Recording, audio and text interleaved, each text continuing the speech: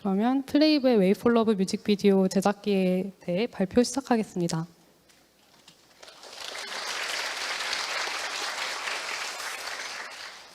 저는 블레스트의 리드 룩뎁 아티스트 이혜송입니다. 플레이브 콘텐츠 전반에 룩뎁에 참여하고 있습니다. 목차는 Wait for Love 뮤직비디오의 제작 과정을 룩뎁 아트 중심으로 소개드리고 또 뮤직비디오 속 주요 FX 요소와 시네마틱 영상의 퀄리티를 향상시키는 렌더링 방법에 대해서도 살펴보겠습니다. 이어서 저희 CTO 이현우 님이 기다릴게 뮤직비디오 이후 제작 파이프라인의 주요 개선점에 대해서도 말씀드릴 예정입니다. Wait for Love 뮤직비디오 하이라이트부터 감상하시겠습니다.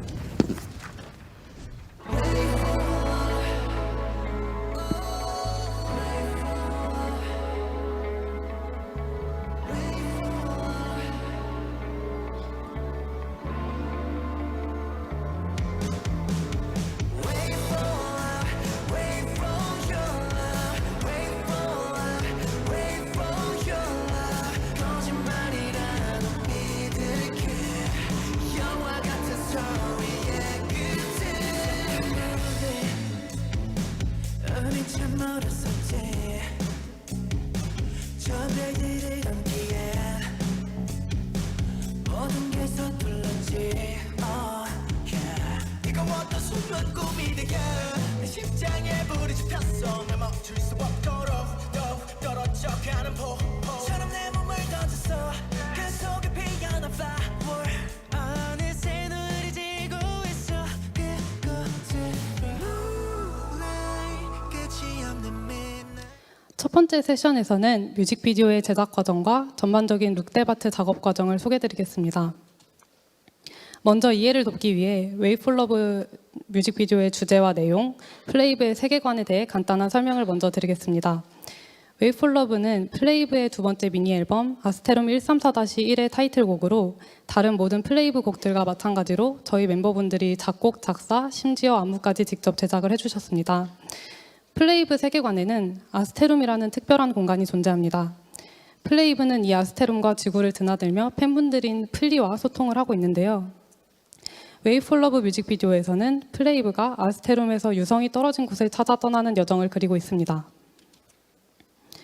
데뷔곡 기다릴게에서는 기다릴게 뮤직비디오에서는 각자의 세계에 존재하던 멤버들이 아스테롬 공간에 다 같이 모이며 새로운 시작을 알리는 내용을 담고 있습니다.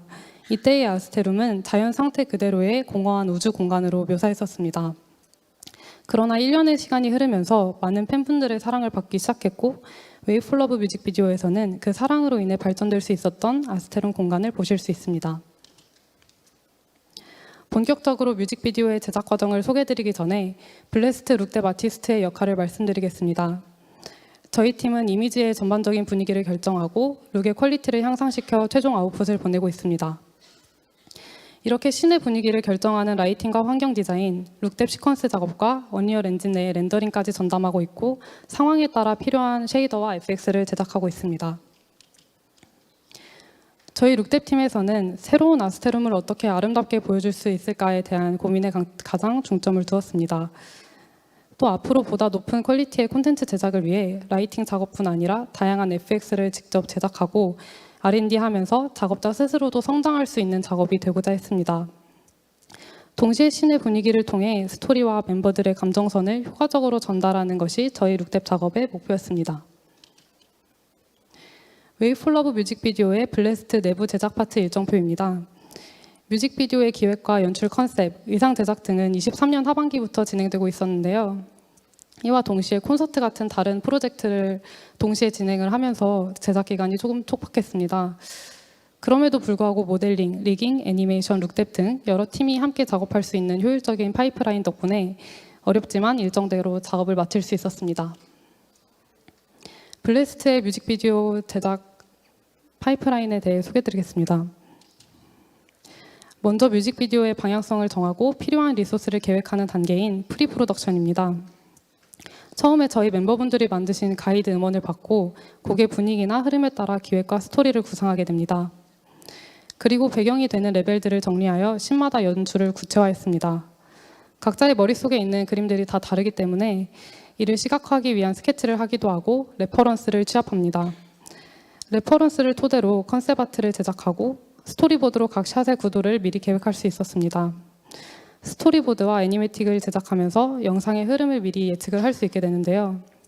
이후 제작팀의 작업 범위와 일정을 정하는 플랜이 이 프리프로덕션 단계에서 잡히게 됩니다. 그리고 프로덕션은 본격적으로 제작에 들어가는 단계입니다. 이 단계에서는 모델링, 리깅, 모션 녹화와 애니메이션, 레이아웃 카메라 작업, 시뮬레이션, 라이팅과 FX까지 모두 포함됩니다. 일반적인 3D 애니메이션 제작 파이프라인과는 조금 다르게 블래스트에서는 명확한 제작 순서가 존재하면서도 일정 부분 동시 작업이 가능한 파이프라인을 가지고 있습니다. 그래서 모델링과 레벨 디자인이 어느 정도 진행이 되면 애니팀에서는 카메라와 애니메이션 작업, 룩뎁 팀에서는 배경 룩뎁을 미리 시작하게 됩니다. 배경 라이팅과 FX 제작을 시작하고 카메라가 들어오면 컷별로 룩뎁 작업을 좀 더 디테일하게 하고 있습니다. 마지막으로 제작된 뮤직비디오의 최종 완성도를 높이는 포스트 프로덕션 단계입니다. 웨이 폴 러브 뮤직비디오에서는 후반 합성 없이 모든 씬을 언리얼 엔진에서 이미지 시퀀스로 최종 렌더링을 했습니다. 그리고 색보정과 로고 등을 포함을 해서 애프터 이펙트에서 그 후반 컴포지팅을 한 후에 영상으로 렌더했습니다. 뮤직비디오 배경 룩뎁 과정과 어떤 배경들이 있는지 소개해드리겠습니다. 예시로 저희 뮤직비디오에는 이렇게 노을이 지는 배경이 있습니다. 노을 지는 컨셉이라는 기획이 정해졌다면 룩뎁 아티스트는 이 노을이 어떻게 지는 느낌인지 컨셉을 구체화해야 합니다. 지구가 생긴 이후로 똑같았던 날씨는 단 하루도 없었던 것처럼 노을이라는 컨셉도 어떻게 룩을 잡느냐에 따라 수만 가지의 느낌으로 표현될 수 있을 것 같은데요. 노을씬 같은 경우에는 저희 룩뎁팀 인원들이 스케치도 하고 이렇게 AI 툴로 컨셉 아트도 잡으면서 작업을 했습니다. 또 룩뎁 작업을 진행을 하면서 시간대는 언제인지, 또 구름이 차지하는 영역은 어느 정도인지, 구름의 종류는 무엇인지, 빛의 산란 등과 같은 그런 디테일한 부분들까지 생각을 하면서 작업을 해야 합니다. 위쪽 이미지들은 제가 직접 촬영한 노을 사진들인데 작업하면서 물의 반사나 구름, 빛의 산란 등에 대한 레퍼런스로 삼을 수 있었습니다. 웨이 폴 러브 뮤직비디오는 시간과 공간의 흐름에 따라 진행됩니다. 뮤직비디오의 첫 장면이 되는 노아의 궁전 배경입니다.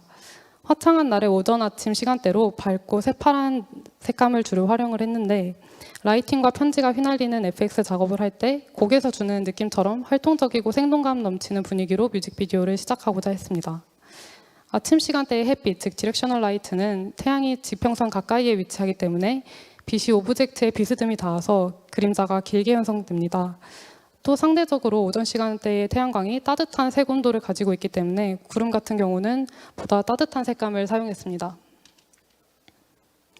시간이 조금 더 흐른 뒤의 오전인 실내 거실 라이팅입니다. 마찬가지로 햇빛이 비스듬하게 들어오는 각도로 작업을 했고 큰 창문에서 이렇게 햇빛이 들어오게 되면 전체적으로 실내 공간이 밝고 따뜻한 분위기를 가지게 됩니다. 햇빛이 세기 때문에 직접적으로 빛을 받는 곳과 그림자가 지는 곳의 대비가 큰 것을 보실 수 있습니다. 아스테룸 월드는 오후 점심시간대에 태양이 거의 정오 위치에 있는 라이팅으로 작업을 했습니다. 강한 직사광이 그 머리 위에 거의 수직으로 위치하게 되면 짧고 선명한 그림자가 생기고 조도가 가장 높은 시간대이기 때문에 색상이 뚜렷하게 보이게 됩니다. 또 이로 인해 뚜렷한 명암 대비를 함께 보실 수 있습니다. 스카이 레벨도 비슷한 시간대로 아스테룸 월드와 비슷한 라이팅을 보실 수 있습니다. 오후 점심시간대에는 밝고 깨끗하면서 시원하고 청량한 느낌이 든다면 뮤직비디오 속에서 그 시간이 조금 더 흐르고 같은 레벨에서 3, 4시쯤의 라이팅은 조금 달라진 것을 확인을 하실 수 있는데요. 정오에 비해 빛의 각도가 낮아지면서 그림자가 길고 부드러워집니다. 또 명암 대비가 조금 완화되고 보다 따뜻한 색감을 띠게 됩니다. 비슷한 시간대이지만 공간에 따라서도 다른 라이팅을 보실 수 있습니다. 정글 환경 같은 경우에는 나무가 울창하고 다양한 식물이 밀도 있게 자라기 때문에 빛이 나뭇잎 사이로 산란되는 것을 보실 수 있습니다. 또 정글 특성상 습도가 높아 점심시간이나 밤에도 습기와 안개가 낀 걸 보실 수 있는데 이로 인해 정글만의 신비로운 느낌을 좀 더 고조시키고 있습니다. 같은 정글 배경에서 저녁 시간대의 라이팅은 사실적인 밤의 라이팅보다는 보라색이나 푸른 계열의 색상을 사용하면서 보다 판타지적 분위기를 주고자 했습니다. 대부분의 장면들이 시간의 흐름에 따라 진행되지만 중간에 이렇게 시간에 구애받지 않는 환상적인 보드게임 공간이 있습니다. 부드러운 파스텔 톤을 사용해서 현실에서 흔하게 볼 수 없는 그런 환상적인 느낌을 주고자 했습니다. 또 이 배경에서는 블룸 같은 거를 좀 더 줘서 그런 판타지적인 느낌을 더 주고자 했습니다. 황홀한 노을이 지는 초저녁 시간대의 라이팅입니다. 노을이 지는 시간대에는 빛이 더 많이 산란됩니다. 이로 인해 빛이 부드럽고 그림자도 더 부드럽게 지게 됩니다. 안개로 인해 하늘과 바다 사이의 경계가 약간 모호해지면서 몽환적이고 서정적인 분위기를 주고자 했습니다. 여기는 유성이 떨어진 자리로 가장 어둡지만 또 가장 밝은 장면이라고도 할 수 있습니다. 밤 라이팅의 경우 장면의 안부가 차지하는 영역이 많아지는데 배경이 어둡기 때문에 동시에 인물이 더 돋보이고 이미시브가 있는 오브제들이 더 포인트가 될 수 있다는 장점이 있습니다. 마지막 씬에 이제 저희 세계관 속의 어떤 빌런 같은 존재인 칼리고가 등장을 하는데 이때 밝은 영역과 어두운 영역의 대비를 극명하게 주면서 긴장감을 주고자 했습니다. 뮤직비디오 내 플레이브 멤버분들의 룩뎁과 과정을 소개해드리겠습니다. 플레이브 멤버들의 기본이 되는 룩뎁 기준입니다. 주광, 보조광, 역광을 사용한 3점 조명을 기본으로 라이팅 작업을 하고 있습니다. 마치 스튜디오에서 촬영한 듯한 라이팅을 기준으로 이렇게 기본적인 라이팅과 약간의 툰 쉐이딩 조절이 들어가는 깔끔한 룩이라고 할 수 있는데요. 예시로는 저희 라이브 콘텐츠가 있습니다. 물론 배경에 따라 조금씩 룩이 달라지지만 이 기본 룩뎁을 기준으로 작업을 하고 있습니다. 다음은 시네마틱 퀄리티에 따른 플레이브 룩뎁에 대해 소개해드리겠습니다. 웨이 폴 러브 뮤직비디오도 이 시네마틱 퀄리티 작업에 속하는데요. 이런 기준의 작업에서는 가능한 최상의 퀄리티로 끌어올릴 수 있도록 노력하고 있습니다.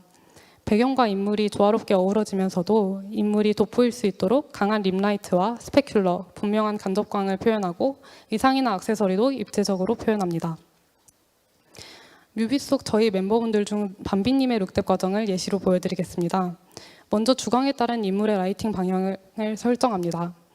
주광 방향과 일치하면서도 얼굴과 몸의 그림자가 예쁘게 지는 위치를 선정합니다. 이후 립라이트를 추가해줍니다. 인물 라이팅을 완료했다면 배경과 어우러지는 인물의 톤을 잡겠습니다. 캐릭터 툰 쉐이딩 기능을 이용해 피부 밝기, 톤, 그림자 밝기와 그림자 톤, 그림자 영역 등을 알맞게 조절해줍니다.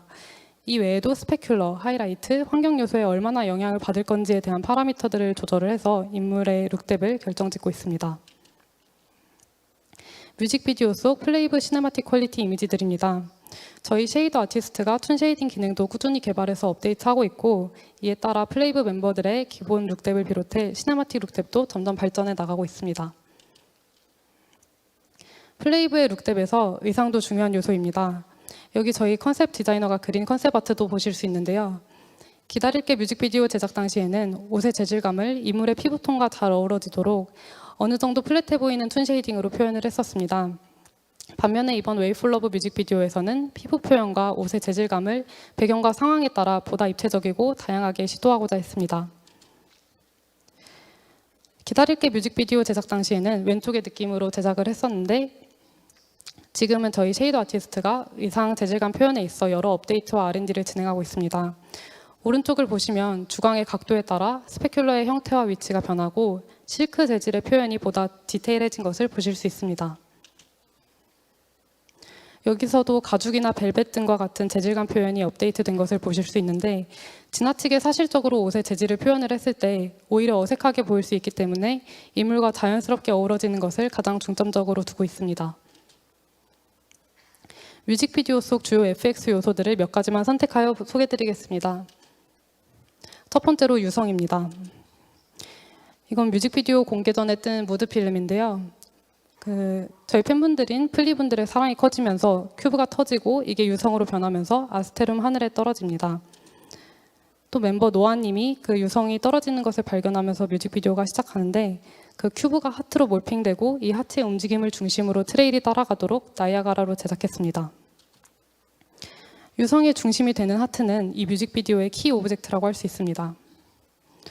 보석처럼 빛나면서 각도에 따라 안이 비쳐 보이는 굴절이 달라져서 투명해 보이는 느낌이 있는데 실제로는 불투명 쉐이더로 제작되었습니다. 뮤직비디오의 여러 씬에서 이 머티리얼이 많이 쓰이기 때문에 메모리 사용량을 줄이기 위해서 불투명 블렌드 모드를 사용했습니다. 실제 보석처럼 깊이감과 굴절을 표현하기 위해 패러럭스 오클루전 매핑과 범프 오프셋 노드를 활용했습니다. 저희 멤버분들은 순간이동을 할 때 어디로든 분이라는 포탈을 통해서 공간에 이동을 하고 있습니다. 음악 중심 무대라든지 라이브 방송이나 자체 컨텐츠에서도 이 포탈을 통해서 등장을 하고 있는데요.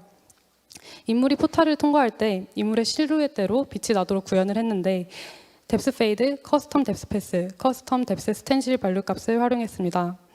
단순한 플레인이지만 평면적이지 않고 깊이감이 느껴지도록 제작했고 포탈의 경계를 따라 리프렉션을 이용해 주위 공간이 왜곡되게 했습니다. 또 이펙트와 배경이 잘 어우러지도록 라이트 펑션을 제작해 포탈 외곽 형태가 방 안에 비춰지도록 했습니다. 다음은 저희 뮤직비디오에서 많이 보실 수 있는 구름입니다. 구름은 세 가지 방식으로 제작되었습니다. 첫 번째로 엠버젠에서 제작한 구름을 VDB 파일로 언리얼에 임포트하고 언리얼에서 이종 볼륨을 사용해 구름을 구현했습니다. 씬별로 근경, 중경, 원경에 따른 구름을 세세하게 배치하고 구름마다 분위기에 맞는 색감, 밀도, 크기, 빛의 산란 등을 각각 조절할 수 있다는 장점이 있었습니다. 해당 구름을 사용하면서 주변 환경에 따른 간접광을 활성화하고 볼륨 텍스처의 해상도를 지정하고 구름을 넓게 배치하다 보니 이를 추적하는 최대 거리에 대한 콘솔 변수도 함께 추가해 주었습니다. 두 번째로는 언리얼 내부 볼루메트릭 클라우드를 배치했습니다. 주로 원경으로 사용을 했고 기존 볼루메트릭 클라우드의 머티리얼 파라미터를 수정하면서 원하는 룩을 낼 수 있었습니다. 세 번째로 뮤직비디오의 멤버 밤비님이 구름을 손으로 만지는 장면이 있는데 이 같은 경우는 인물 및 오브젝트와 상호작용을 할 수 있는 나이아가라 플루이드 파티클 시스템을 이용해서 제작했습니다. 다음은 잔디를 밟는 것입니다. 보통 이런 장면을 만들 때 시뮬레이션 베이크나 리깅한 스켈레탈 메쉬를 애니메이션을 담는 것이 일반적일 텐데요. 하지만 이 장면은 언리얼 내 버텍스 포인팅을 이용해서 풀 회전 강도의 영역별 가중치를 설정하여 실제 물리적 특성을 반영한 움직임을 구현하고자 했습니다. 노을이 지는 씬에서도 여러 특수 효과가 쓰였습니다.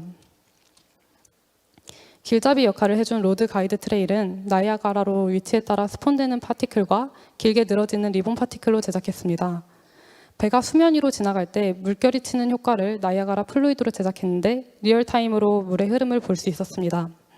또 배가 지나가는 경로에만 파티클 시스템을 배치하고 물 쉐이더와의 경계가 보이지 않도록 자연스럽게 제작했습니다. 또 신비로운 분위기를 더하기 위해서 오브제가 오션의 수면에 닿으면 밝게 빛나도록 쉐이더 제작을 했습니다. 유성이 떨어지고 생긴 크레이터 씬은 저희 뮤직비디오의 하이라이트 장면이라고도 할 수 있습니다.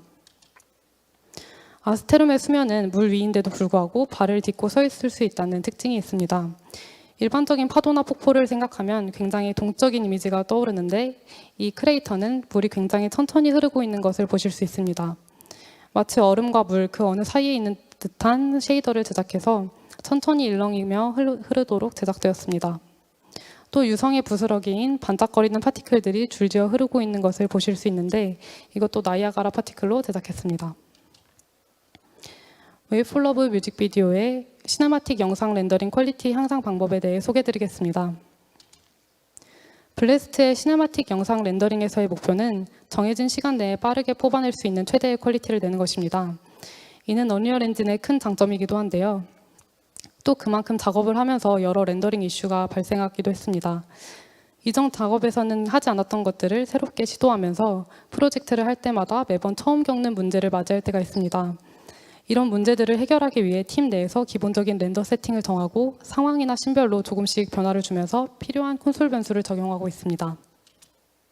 시네마틱 영상 작업의 무비 렌더 큐 렌더 세팅을 소개해드리겠습니다. 먼저 이번 뮤비는 4K 고해상도로 렌더를 했습니다. 또 안티에일리어싱을 기본적으로 어떻게 주고 어떤 콘솔 변수를 기본적으로 적용했는지도 함께 공유드리겠습니다. 지금까지의 플레이브 영상 콘텐츠들은 다른 영상 소스와의 후반 합성을 거의 하지 않고 대부분 언리얼 엔진에서 최종 룩을 뽑고 있습니다. 합성이 필요한 작업인 경우에는 EXR 시퀀스로 렌더하지만 시퀀스의 용량과 렌더 시간을 고려해 보통 PNG 시퀀스로 렌더링하고 있습니다. 안티에일리어싱 메소드에 따라 기본적으로 세팅해둔 샘플 수입니다. 컷별로 카메라 워크나 인물의 움직임, 환경 요소들이 다 다르기 때문에 안티에일리어싱 방식이나 수치 역시 컷마다 조금씩 다르게 설정하고 있습니다. 또 렌더링 이슈를 좀 더 줄이고 안정적인 결과물을 위해서 기본적으로 200프레임 정도의 웜업 프레임을 넣고 있습니다. 마찬가지로 웜업 프레임 설정 같은 경우도 상황에 따라서 다르게 설정하고 있습니다. 콘솔 변수도 역시 레벨이나 씬별로 다르게 값을 주고 있습니다. 하지만 모든 컷에 기본적으로 적용한 콘솔 변수 3가지를 공유드리겠습니다. 컬링이 적용되지 않도록 레이트레이싱 컬링 수치를 0으로 설정하고 스크린 퍼센테지를 높여서 렌더를 하면 이미지가 더 선명하고 디테일해지는 것을 보실 수 있지만 그만큼 렌더링 시간이 늘어나게 됩니다. 또 좀 더 자연스러운 움직임을 위해서 모션 블러를 지정해 줍니다. 이렇게 안티에일리어싱과 여러 콘솔 변수를 통해 렌더링 단계에서 시네마틱 영상의 퀄리티를 더 끌어올릴 수 있게 됩니다. 렌더링을 하고 나서도 수정이나 이슈 때문에 재렌더를 하는 경우가 많기 때문에 레벨이나 컷별로 렌더 큐 세팅 프리셋을 만들어두면 좋습니다. 이렇게 렌더링은 단순히 기술적인 단계가 아니라 최종 결과물의 비주얼 퀄리티에 있어서도 중요한 단계입니다. 그만큼 앞으로도 플레이브 영상 콘텐츠의 제작부터 렌더링까지 최선을 다하며 보시는 분들이 시각적 재미를 느끼실 수 있도록 노력하겠습니다. 이어서 이현우 CTO가 저희 제작 파이프라인의 개선점에 대해 소개해드리겠습니다.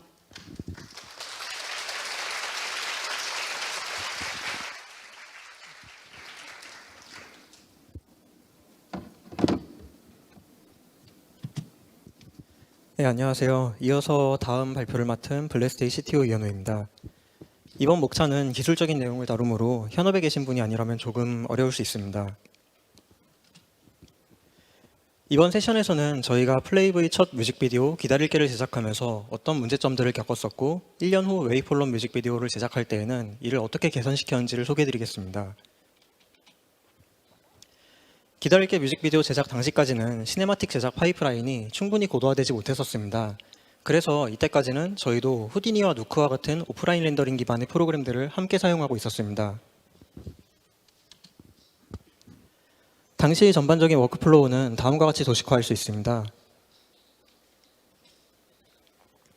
먼저 기획과 컨셉, 스토리보드 등을 잡은 뒤에 이에 따라 모델링과 리깅, 레벨 디자인과 같은 3D 어셋 작업이 진행됩니다. 모델러와 리거분들이 3D 에셋 작업을 마무리해 주시면 애니메이터와 룩뎁 아티스트들의 본격적인 후반 작업이 시작됩니다. 저희가 기다릴게 뮤직비디오를 제작하면서 겪었던 문제점들은 주로 이 후반 작업에 집중이 되어 있는데 특히 시뮬레이션과 이펙트 작업 과정이 굉장히 비효율적이었습니다.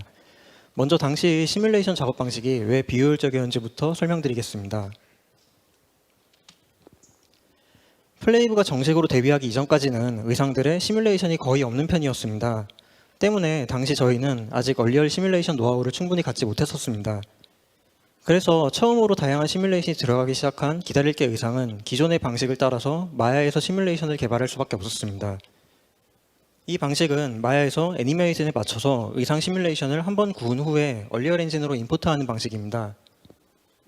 때문에 애니메이션을 수정을 할 때마다 시뮬레이션을 다시 굽고 얼리얼 엔진으로 또 넣어줘야 되는 비효율이 있었습니다. 주황색 라인은 마야에서 얼리얼 엔진으로 FBX를 익스포트하고 임포트하는 과정입니다. 이렇게 애니메이션을 한번 얼리얼 엔진으로 넣어줘야 될 때마다 이렇게 시뮬레이션 캐시도 다시 한번 업데이트를 한 뒤에 익스포트를 따로 해서 넘겨주는 과정이 필요했습니다. 그 다음은 이펙트 작업 방식의 비효율입니다. 마찬가지로 당시에는 얼리얼에서의 이펙트 노하우가 충분하지 못했기 때문에 이펙트에 후디니를 사용했었습니다. 후디니 이펙트 역시 오프라인 렌더링 방식으로 미리 이펙트를 시뮬레이션한 뒤 따로 렌더링하여 나중에 합성하는 방식으로 작업되었습니다. 그런데 우측의 장면처럼 애니메이션에 맞춰서 시뮬레이션 되는 이펙트의 경우에는 앞선 문제와 동일한 문제가 발생합니다.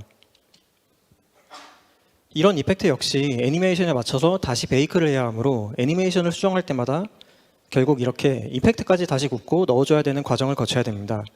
애니메이션이 한번 수정될 때마다 총 3곳에서 데이터를 변환하고 넣어줘야 되는 비효율이 발생했습니다. 그리고 이펙트가 따로 렌더링된 뒤에 나중에 합성이 되기 때문에 이펙트와 얼리얼 결과물을 합쳐주는 컴포지팅 과정이 뒤따라오게 되는데 이 부분이 가장 큰 문제였습니다. 컴포지팅 과정은 우측 이미지로 설명할 수 있습니다. 먼저 주로 쉐이더와 라이팅 작업으로 전반적인 룩을 잡은 뒤에 합성을 위해서 EXR 시퀀스로 렌더링을 합니다. 후디니에서는 이펙트의 베이스와 알파 채널 시퀀스를 렌더링합니다. 그리고 두 이미지를 누크나 애프터 이펙트에서 합성을 한 뒤에 색 보정을 통해서 서로 톤을 맞추는 과정을 거쳐서 최종 결과물을 완성합니다. 이런 컴포지팅 과정에는 치명적인 문제가 두 가지 있습니다. 먼저 얼리얼에서의 룩뎁 작업에는 쉐이더도 매우 중요한 역할을 하지만 이펙트가 얼리얼 밖에서 작업이 되면서 이펙트만 완전히 다른 쉐이더를 사용하게 된다는 점입니다. 때문에 이펙트가 얼리얼의 룩뎁 작업과 어우러지기가 힘들었고 연출이 자유도에도 큰 제약이 있었습니다. 그리고 가장 중요한 문제는 룩뎁 아티스트가 얼리얼 안에서 최종 이미지를 바로 확인할 수 없다는 점이었습니다. 실시간 렌더링 프로그램을 사용하고 있음에도 불구하고 모든 이미지를 렌더를 하고서 합성까지 한 후에야 최종 결과물을 확인할 수 있었기 때문에 얼리얼 엔진의 장점을 제대로 살리지 못하는 문제가 있었습니다. 이런 문제들을 겪으며 저희가 깨달은 점은 오프라인 렌더링과 리얼타임 렌더링 파이프라인은 근본적으로 전혀 다르기 때문에 파이프라인도 완전히 달라야만 한다는 거였습니다. 리얼타임 렌더링에 오프라인 렌더링 파이프라인을 접목할 경우 전반적인 프로세스가 오프라인 렌더링 기반에 맞춰지면서 리얼타임 렌더링의 이점을 충분히 살릴 수가 없었습니다. 그래서 저희 블래스트는 얼리얼 엔진의 장점을 최대한 살리기 위해서 오프라인 렌더링으로 인한 병목을 제거하는 작업을 시작했습니다. 먼저 헤어와 의상 시뮬레이션을 얼리얼 라이브 시뮬레이션으로 모두 대체해 나가기 시작했습니다. 캐릭터 TD팀이 얼리얼에 최적화된 본 구조와 자연스러운 시뮬레이션을 연구하고 매주 방송에 적용해 나가며 빠르게 라이브 시뮬레이션 기술을 발전시켜 나갔습니다. 이러한 노력 덕분에 머지않아서 얼리얼 시뮬레이션 퀄리티가 시네마틱에 바로 사용해도 손색이 없을 수준까지 높아지게 되었습니다. 시네마틱에서도 라이브 시뮬레이션을 바로 활용할 수 있도록 유틸리티 툴 세트를 개발해 지원하기 시작을 하면서 더 이상 시네마틱과 라이브의 시뮬레이션을 따로 개발을 할 필요가 없어지게 되었습니다. 이렇게 시뮬레이션이 모두 얼리얼 엔진으로 전환되면서 다음과 같이 시네마틱 워크플로우에서 시뮬레이션을 따로 굽고 임포트하는 과정이 사라지게 되었습니다. 이제는 애니메이션이 한창 업데이트 중일 때는 룩뎁 아티스트들이 라이브 시뮬레이션을 사용하여 프리뷰를 하고 애니메이터 분들이 최종 애니메이션을 올린 뒤에는 최종 시뮬레이션을 베이크를 해주는 방식으로 작업을 진행하면서 시뮬레이션 워크플로우가 훨씬 간소화되었습니다. 다음은 이펙트를 얼리얼 엔진의 나이아가라와 쉐이더로 완전히 전환하였습니다. 룩뎁 아티스트들이 꾸준히 나이아가라와 쉐이더를 연구하고 배워나가며 퀄리티를 끌어올렸고 웨이폴럼 뮤직비디오를 제작할 때에는 모든 이펙트를 얼리얼 내에서 실시간으로 작업할 수 있었습니다. 더 이상 후디니를 사용하지 않게 되면서 이펙트 관련 워크플로우까지 이렇게 얼리얼 엔진으로 통합이 되었고 그 결과 얼리얼 밖에서 오프라인 캐시를 업데이트할 일이 없어지게 되었습니다. 그리고 이펙트를 따로 렌더링하지 않게 되면서 얼리얼 내로 모든 연출 요소를 모을 수가 있게 되었고 그 결과 별도의 컴포지팅 과정이 사라지게 되면서 비로소 얼리얼 안에서 실시간으로 최종 룩을 보며 작업을 할 수가 있게 되었습니다. 저희는 이러한 파이프라인 간소화 노력 덕분에 얼리얼 엔진을 실시간 렌더링 파이프라인답게 사용할 수 있게 되었습니다. 이 다음으로 모듈식 컴포넌트 구조로 인한 비효율을 해결한 팁을 소개해드리겠습니다. 멤버들이 옷과 신발, 장신구 등을 자유롭게 갈아입기 위해서는 부위별로 분리된 모듈식 컴포넌트 구조가 필수적입니다. 컴포넌트가 모듈식으로 분리됨에 따라서 각 의상 파츠의 스켈레톤도 모듈식으로 분리될 수밖에 없는데 이로 인해서 애니메이션 파이프라인이 복잡해지는 문제가 있었습니다. 애니메이터 입장에서는 머리카락이나 의상까지 모든 애니메이션을 하나로 합쳐서 익스포트를 할 수 있음에도 얼리얼에 맞춰서 모든 애니메이션을 전부 분리해 익스포트해야 되는 문제가 있었습니다. 예를 들어서 노아의 기다릴 게 의상의 경우 애니메이션이 들어간 부위가 머리카락과 얼굴, 몸, 상의, 하의, 귀걸이로 무려 6개에 달합니다. 애니메이션을 한번 업데이트할 때마다 6개의 파일로 쪼개서 처리를 해야 했고 여기에 모든 카메라 컷과 씬, 그리고 멤버 수를 곱하면 그 복잡성은 말로 표현하기가 어려울 지경이 됩니다. 당시 애니메이션 파이프라인은 이처럼 너무 비효율적이었기 때문에 그 당시 애니메이터 분들은 이 과정에서 정말 많은 인내를 하셔야 했습니다. 이 문제는 메타휴먼이 캐릭터 설계에서 힌트를 얻어 해결했습니다. 먼저 가장 상위에 마스터 애니메이션 슬롯 역할을 할 루트 컴포넌트가 위치합니다. 기본적으로는 모든 하위 컴포넌트가 이 루트 컴포넌트를 리더 포즈로 애니메이션을 따라가게 됩니다.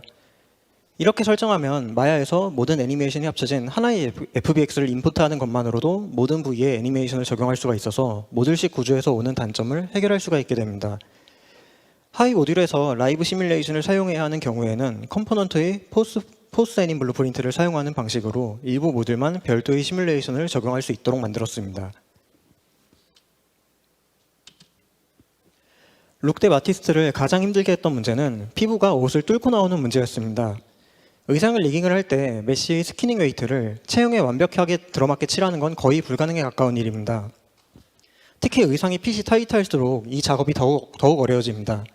때문에 보시는 이미지처럼 타이트한 의상의 경우 특정 자세에서 피부가 옷을 뚫고 나오는 일이 매우 빈번하게 발생합니다. 이 문제는 옷 안쪽의 피부가 눈에 보이지 않도록 마스킹을 적용하여 해결했는데 이 마스킹을 적용하는 과정이 수작업에 의존했기 때문에 그 과정이 극도로 비효율적이었습니다. 피부 뚫림 문제는 옷 안쪽의 살이 모두 채워져 보이면서도 뚫리는 부분만 국소적으로 지워야 했기 때문에 경우에 따라서 다양한 방법으로 해결을 해야 했습니다.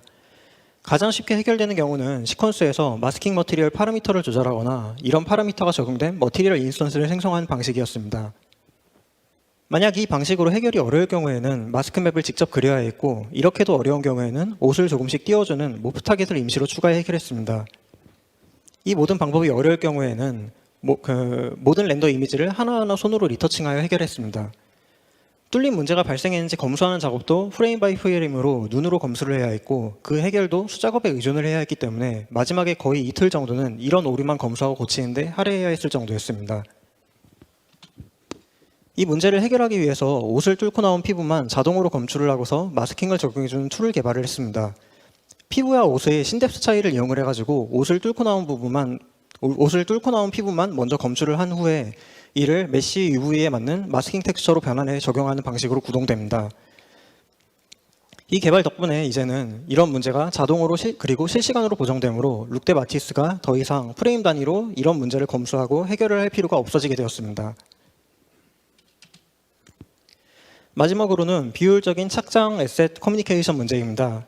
지금까지는 착장 관련 커뮤니케이션을 할 때 에셋 코드는 바로 어떤 의상인지 떠올리기가 어렵다 보니 예를 들어 가지고 기다릴게나 후드티 또는 락페 방송 이런 식으로 이제 서로 직관적으로 이해할 수 있는 방식으로 커뮤니케이션을 해왔었습니다. 하지만 의상 관련 에셋이 텍스처 스타일 종류를 포함해서 멤버당 100개를 넘어가기 시작을 하면서 이런 방식의 커뮤니케이션이 점점 어려워지기 시작했습니다. 또한 룩대 마티스트가 작업을 개시할 때 어떤 의상을 사용해야 하는지를 파악하고 에셋을 검색하는 시간도 점점 늘어나게 되었습니다. 이런 문제를 해결하기 위해서 저희는 백엔드 팀과 협업을 해서 함께 착장과 관련된 여러 편의 기능을 제공하는 피팅룸 시스템을 개발했습니다. 콘텐츠 기획 및 관리 직군이 SF 브라우저를 통해서 의상 정보를 직관적으로 확인하고 장바구니 기능을 통해서 콘텐츠에 필요한 의상 세트를 직접 구성할 수 있도록 만들었습니다. 그리고 이렇게 구성된 의상 세트를 URL로 공유를 하면은 얼리얼 엔진 안에서 자동으로 의상 세팅이 완료되도록 API 지원을 추가했습니다. 활용 흐름도는 다음과 같습니다. 중요한 개선점은 기획 및 관리 직군들은 SF 브라우저를 통해서 여전히 직관적인 방식으로 원하는 의상을 찾아 전달하면서도 작업자들은 전달받은 의상 세트를 하나하나 검색할 필요 없이 API 요청 한 번으로 모든 의상을 자동으로 세팅할 수 있게 되었다는 점입니다. 이러한 파이프라인의 간소화 노력의 결과 최근 맺은 결실이 하나가 있는데 바로 블레스트의 첫 해외 지사인 베트남 스튜디오입니다. 이번 펌프업 더 볼륨 뮤직비디오가 바로 이 베트남 스튜디오와 한국 직원의 협업으로 완성되었습니다. 그동안 파이프라인 효율을 높이려는 여러 노력에도 불구하고 국내 채용만으로는 플레이브의 성장 속도만큼 제작 인력을 확보하기가 어려운 문제가 있었습니다. 때문에 더 많은 콘텐츠를 제작하기 위해서 해외 지사를 고려를 하기 시작을 했고 이러한 고민 속에서 올해 초부터 베트남 스튜디오를 준비를 하기 시작했습니다. 해외 지사 운용을 위한 시스템 정비 및 파이프라인 교육을 준비를 했고 5월부터 저와 옆에 이혜송 팀장이 베트남으로 출장을 가서 초기 세팅과 교육을 진행을 했습니다. 이후로도 애니메이션 팀장 등 다른 한국 직원들의 지속적인 파견과 파이프라인 효율화 그리고 베트남 임직원 여러분들의 열정으로 베트남 스튜디오는 짧은 기간에 디지털 싱글 뮤직비디오를 제작할 수 있을 만큼 빠르게 성장하였습니다. 앞으로 블레스트의 일원으로서 함께 성장하면서 더 많은 콘텐츠를 제작하기 위해 긴밀히 협력해 나갈 예정입니다. 이걸로 오늘 준비한 발표가 모두 마무리되었습니다. 버추얼 아이돌에게 있어서 버추얼 기술의 발전은 곧 아이돌로서의 활동 영역의 확장을 의미합니다. 그리고 버추얼 아이돌의 길은 그 누구도 가보지 않은 새로운 길이기 때문에 이러한 활동 영역의 확장은 아직까지 그 누구도 시도해보지 않은 새로운 도전을 통해 이루어지고 있습니다. 저희는 저희 기술이 멤버들에게 가지는 이러한 책임을 누구보다도 잘 이해하고 있기 때문에 플레이브가 더 넓은 무대에서 활동할 수 있도록 주저하지 않고 새로운 도전을 이어나가고 있습니다. 저희가 처음으로 개척하는 길인 만큼 그 과정에서 겪는 모든 문제 역시 저희가 처음으로 겪어보는 도전입니다. 그리고 저희는 이러한 도전을 통해 그 누구보다도 앞서서 성장하고 있다고 생각합니다. 앞으로도 새로운 도전을 두려워하지 않고 가장 앞서 도전하고 배움으로써 플레이보의 활동 영역을 넓히기 위해 최선을 다하겠습니다. 감사합니다.